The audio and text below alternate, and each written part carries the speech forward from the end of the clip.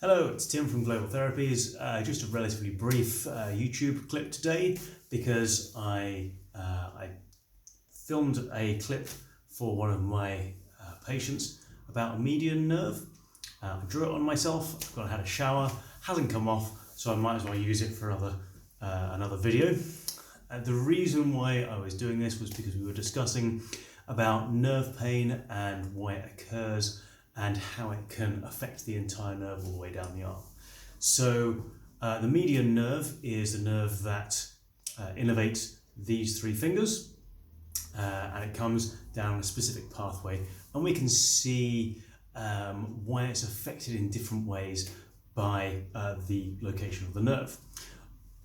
She's a climber, and I mentioned that I was also having trouble with my median nerve, so I've been getting some pins and needles, some altered sensation in these three fingers that has increased up to a kind of cramping sensation as well, and then decreased according to days and according to whether I'm kind of trying to get to sleep or something like that. Normally you'll have heard about the median nerve because of carpal tunnel. It's the nerve that comes through this area here that can cause pins and needles through these three fingers. What tends to be happening with that is somewhere upstream, further up the nerve towards the neck, there may be some crowding or compression of the nerve by muscles or other soft tissues, and then when you kind of compress the nerve further down, that's when you start getting all kinds of weird sensations. That's what was happening with me. So where is it, and why was I getting this pain? I didn't get it for a while, but then Lynn mentioned something. I was like, aha, that's what it is. So your median nerve starts up in your neck. You may not be able to see where I've drawn this. Like I say, I have had a shower since I did the first video. It comes up and it kind of comes down through your neck and onto just underneath your collarbone. That's the first part. So there's a fair few muscles going down through there, all the ones that help move your neck up and down. And if you were to breathe quite deeply, that also can affect the median nerve coming down through here. Once it goes underneath your collarbone, it comes out just there, traverses across and comes underneath through your armpit, down the inside of your bicep, and then comes down. So you can get this on film, and down through here, goes through the two heads of your supinator muscle, which are the muscles that do that with your hand, comes all the way down through the carpal tunnel and into your hand, into those three fingers. So I was getting pins and needles as I lay like this or as I put my hand down, and I couldn't work out what I'd done to my neck up here that might have caused some kind of low-level trauma, if you will, to this nerve. And then Lynn pointed out, as you might have noticed on my personal Instagram account, I've been doing a bit more air rifle shooting recently with a gun that has a little bit more kick than the one I was used to.